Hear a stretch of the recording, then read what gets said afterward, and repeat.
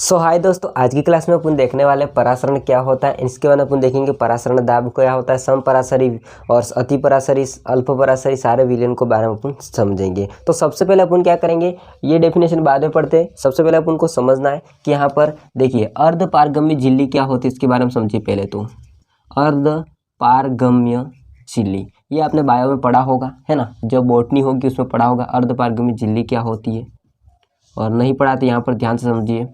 देखिए अर्ध पारगम्य झिल्ली इस प्रकार से काम करती है। देखो अर्ध का मतलब होता है आधा और पारगम्य मतलब पार कराना, है ना, वो झिल्ली के माध्यम से। यानी कि ये क्या करते हैं, आधे कणों को जाने देती है और आधे कणों को नहीं जाने देती है। लेकिन यहाँ पर फंडा क्या है, फंडा ये है कि ये भाई साहब होता है, यानी कि ये झिल्ली होती है वो विलायक को तो जाने देती है, विलायक के कणों को तो जाने देती है, इसको तो रास्ता दे देती है, मतलब इसको तो जाने देती है,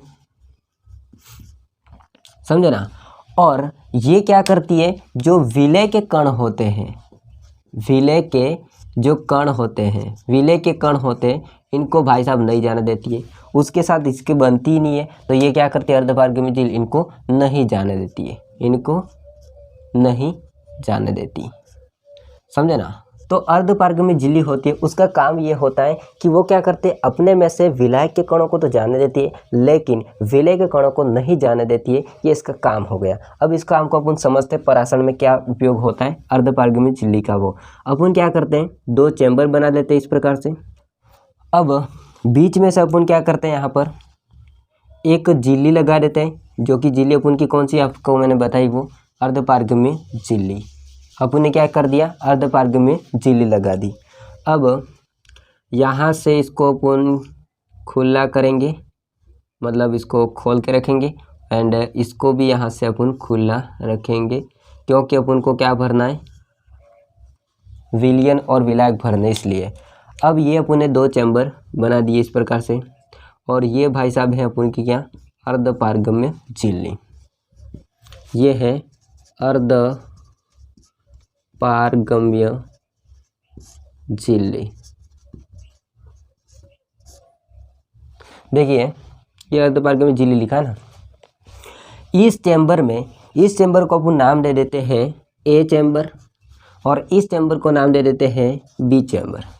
अब ए चैम्बर में अपन क्या करते हैं, विलायक को भर देते हैं। किसको भर देते हैं, विलायक को भर देते हैं। विलायक समझते हैं ना, विलायक मतलब जल, है ना। अपन यहाँ पर विलायक भर देते हैं, जो कि है सिंपली अपन का जल, है ना। अब जल भर दिया, इसको यहाँ से बंद कर दिया। इस चैम्बर में यानी कि बी चैम्बर में अपन क्या करते हैं, विलयन भर देते हैं। क्या भर देते हैं, विलयन को भर देते हैं। विलयन को भरा, इसका मतलब क्या है कि इसमें विलय भी है प्लस विलायक भी है।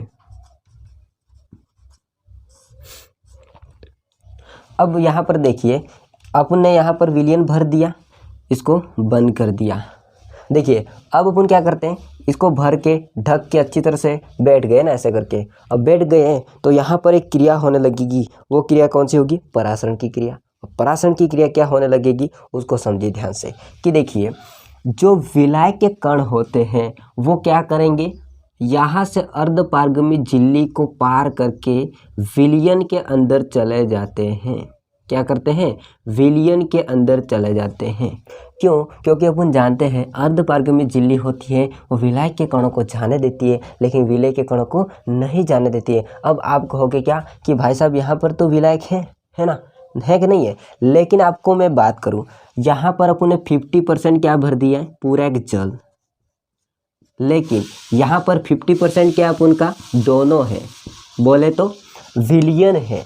अब इसमें 50% मतलब 25% विलय है, 25% क्या है, विलायक है। तो विलायक ज़्यादा कहाँ हुआ, यहाँ पर हुआ, और विलायक यहाँ पर कम हो गया। मतलब यहाँ पर विलायक की सांद्रता क्या होगी, कम होगी। तो मैं इस बात को यहाँ पर नीचे लिख देता हूँ कि यहाँ पर विलायक की सांद्रता तो क्या होगी, कम होगी, या विलायक कम हो गया। यहाँ पर विलायक क्या है, ज़्यादा है, तो विलायक यहाँ पर ज़्यादा है तो इसको मैं विलायक को ज़्यादा कर देता हूँ। विलायक यहाँ पर ज़्यादा है। अब देखिए यहाँ पर अपन बात करते हैं कि विलयन की सांद्रता क्या होगी। तो विलयन की सांद्रता यहाँ पर ज़्यादा है, लेकिन यहाँ पर विलयन की सांद्रता नहीं है, यानी कि कम है। देखिए सांद्रता का मतलब होता है कि उसमें विलय कितना मिला हुआ है और उसकी सांद्रता कहलाती है। तो यहाँ पर तो विलय मिला हुआ है, विलय मिला हुआ है, यहाँ पर विलय है ही नहीं, तो यहाँ पर इसकी सांद्रता, विलयन की सांद्रता बिल्कुल कम और यहाँ पर ज़्यादा होगी। तो यहाँ पर दूसरी बात ये होगी कि विलयन की सांद्रता उच्च, विलयन की सांद्रता उच्च। देखिए विलय कम है, 25% है, यहाँ पर 50% है, इसलिए विलय कम है, लेकिन विलयन की सांद्रता उच्च है। यहाँ पर विलायक ज़्यादा है, लेकिन विलयन की सांद्रता कम है। क्या होगी विलयन की सांद्रता? कम।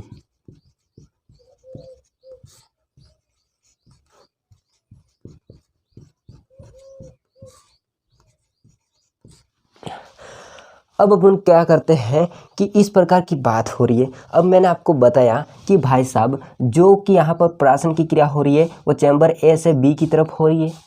परासरण का मतलब होता है कि विलायक जहाँ ज़्यादा होंगे वहाँ से कम होंगे उसकी तरफ बढ़ने लगेंगे। यानी कि यहाँ पर विलायक ज़्यादा है, तो विलायक ज़्यादा है तो वो बी चैम्बर में आएंगे। क्यों? क्योंकि बी चैम्बर में अपन का विलायक कम है। अब दूसरी बात करते हैं, विलयन की बात करते हैं। विलयन की सांद्रता जहाँ कम होती है, विलयन की सांद्रता जहाँ कम होती है, यहाँ पर विलयन की सांद्रता क्या है? कम है।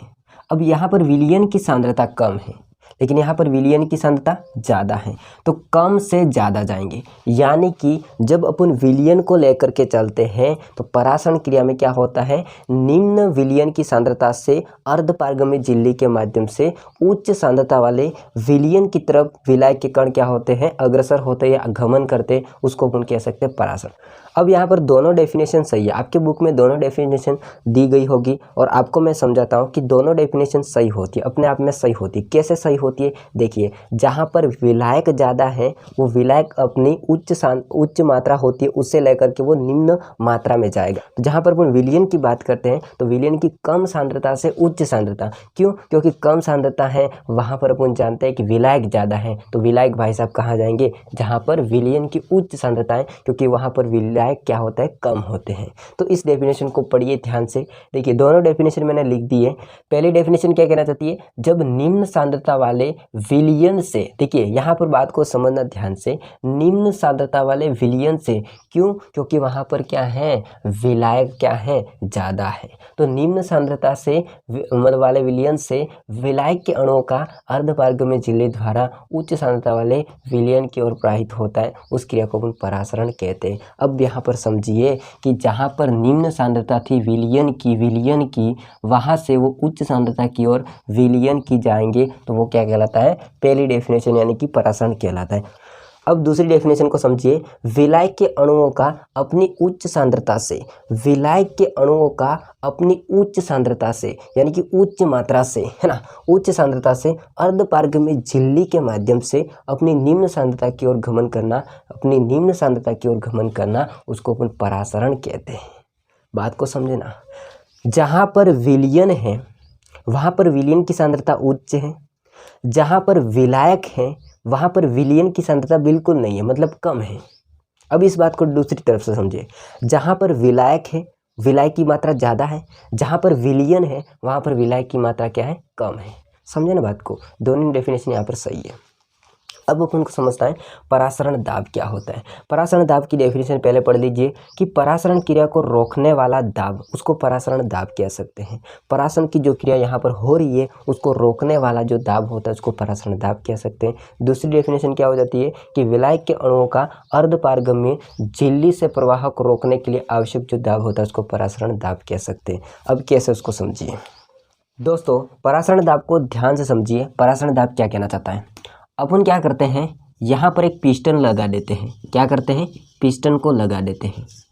अब पिस्टन को लगा देते हैं तो अपन को क्या करना है? परासरण की क्रिया को रोकना है। और परासरण की क्रिया किस प्रकार से हो रही है? ए से बी की तरफ हो रही है। विलायक के कण होते हैं वो अर्धपारगम्य झिल्ली को पार करके बी चैम्बर में आ रहे हैं, तो अपन क्या करते हैं? बी चैम्बर के ऊपर एक पिस्टन लगा देते हैं, यानी कि प्रेशर लगाने का एक पिस्टन लगा देते हैं। जैसे प्रेशर लगाएंगे कि जो विलायक आ रहा था वो क्या करेगा? रुक जाएगा। कैसे? क्योंकि अपन पिस्टन दबाएंगे और पिस्टन दबाने से यहाँ पर प्रेशर बढ़ जाता है, दाब बढ़ जाता है और दाब बढ़ने के कारण से परासरण की क्रिया जो हो रही थी वो अभी रुक जाती है। क्या हो जाता है? रुक जाती है। यानी कि परासरण क्रिया को रोकने के लिए जो आवश्यक दाब होता है उसको अपन क्या कह सकते हैं? परासरण दाब कह सकते हैं। क्या कह सकते हैं? परासरण दाब कह सकते हैं। तो दोस्तों यहाँ पर परासरण और परासरण जो दाब होते हैं वो कंप्लीट होते हैं। तो आप इसका एक स्क्रीनशॉट ले लीजिए, आगे मैं बताता हूँ। दोस्तों अब अपन समझते हैं यहाँ पर क्या कि व्युत्क्रम या फिर प्रतिलोम परासरण या फिर रिवर्स ऑस्मोसिस क्या होता है। देखिए, रिवर्स का मतलब क्या होता है कि जो परासरण क्रिया हो रही थी उसके विपरीत हो दी तो उसको अपन कह सकते हैं रिवर्स। क्या कह सकते हैं? रिवर्स। अब ये कैसे होता है इसको समझिए। व्युत्क्रम या प्रतिलोम या फिर रिवर्स ऑस्मोसिस क्या होता है इसको समझिए ध्यान से। देखिए, अगर अपन क्या करते हैं यहाँ पर कि पिस्टन को अपन दबा रहे थे परासरण क्रिया को रोकने के लिए, लेकिन यहाँ पर अपन क्या करते हैं? पिस्टन को और अधिक दबा देते हैं। तो जो भी विलायक के कण आ रहे थे चैम्बर ए से बी की तरफ, वो विलायक के कण अब क्या करेंगे? इसमें से जो थे वो वापस अब क्या करेंगे? जो ए चैम्बर था उसकी तरफ बढ़ने लगेंगे। यानी कि परासरण क्रिया के विपरीत क्रिया होती है तो उसको अपन कह सकते हैं प्रतिलोम या व्युत्क्रम परासरण। समझे ना? देखिए, परासरण की क्रिया अपन जानते हैं किस प्रकार से हो रही थी कि विलायक के कण ए चैम्बर से बी चैम्बर की तरफ हो रही थी। अब अपन क्या करते हैं? पिस्टन दाब को और अधिक लगा देते हैं, यानी कि परासरण दाब था उससे अधिक दाब लगा देते हैं। तो अपन की जो क्रिया हो रही थी परासरण की वो विपरीत हो जाती है। बी से ए चैम्बर की तरफ जो विलायक के कण होते हैं वो गमन करने लगते हैं। तो इस क्रिया को अपन कह सकते हैं प्रतिलोम व्युत्क्रम परासरण कह सकते हैं। देखिए, यहाँ पर विलय के जो कण होते हैं वो गमन नहीं करेंगे। क्यों? क्योंकि अर्धपारगम्य झिल्ली होती है, विलय के कणों को नहीं जाने देती, इसलिए केवल इसमें से जो विलय के कण होते हैं वो इस ए वाले चैम्बर में जाएंगे। तो इस क्रिया को अपन कह सकते हैं प्रतिलोम व्युत्क्रम या फिर रिवर्स ऑस्मोसिस। समझे ना? अब अपन समझते हैं समपरासरी विलयन क्या होता है। देखिए, अपन ने क्या किया? दो विलयन को ले लिए। अब दोनों विलयन होते हैं उनमें अपन देखते हैं परासरण दाब। तो दोनों विलयन का परासरण अगर दाब समान है, दोनों विलयनों का परासरण दाब अगर समान होता है तो उसको अपन कह सकते हैं समपरासरी विलयन या आइसोटोनिक विलयन कह सकते हैं। इसमें क्या होता है? परासरण की जो क्रिया होती है वो नहीं होती। कैसे नहीं होती? देखिए, अगर अपन यहाँ पर विलय की जगह मैं क्या कर लेता हूँ? यहाँ पर विलयन कर देता हूँ। क्या कर देता हूँ? विलयन। अब भाई साहब, विलयन है तो उसमें विलय भी होगा और प्लस विलायक भी होगा। समझे ना? विलयन है और यहाँ पर भी विलयन है। यहाँ पर भी अपन पिस्टन लगा देते हैं और दाब लगाते हैं। तो दोनों का जो दाब होता है वो अगर समान हो जाता है, इक्वल हो जाता है, तो उसको अपन कह सकते हैं समपरासरी विलयन। दो विलयनों का समान दाब होता है परासरण दाब, तो उसको अपन कह सकते हैं समपरासरी आइसोटोनिक सॉल्यूशन या फिर विलयन कह सकते हैं। अब हम समझते हैं थर्ड, अल्प परासरी विलयन और अति परासरी विलयन। अब इसमें क्या होता है? दो विलयन है, उसमें से एक विलयन का जो परासरण दाब होता है वो कम होता है और एक विलयन का परासरण दाब ज़्यादा होता है। जिसका ज़्यादा होगा उसको अपन अति परासरी हाइपरटोनिक सॉल्यूशन कह सकते हैं। जिसका परासरण दाब कम होगा जिस विलयन का, उसको अपन अल्प परासरी यानी कि हाइपोटोनिक सॉल्यूशन कह सकते हैं। तो अल्प परासरी में क्या होता है? विलयन का जो परासरण दाब होता है कम होता है और यहाँ पर क्या होता है? जो अति परासरी विलयन होता है उसमें विलयन का जो परासरण दाब होता है वो उच्च होता है, यहाँ पर कम होता है ना, यहाँ पर कम होता है। तो इस प्रकार से अपने परासरण क्या होता है, परासरण दाब क्या होता है, व्युत्क्रम या फिर प्रतिलोम परासरण क्या हो सकता है, अति परासरी, अल्प परासरी, इसके बाद अपने समपरासरी विलयन को सारे को देख लिया। आई होप को सारा समझ में आया होगा। वीडियो अच्छा लगा हो तो वीडियो को फिर लाइक कीजिए, चैनल को सब्सक्राइब नहीं किया तो कर देना। सो आगे मिलते हैं नेक्स्ट वीडियो में। जय हिंद, वंदे मातरम।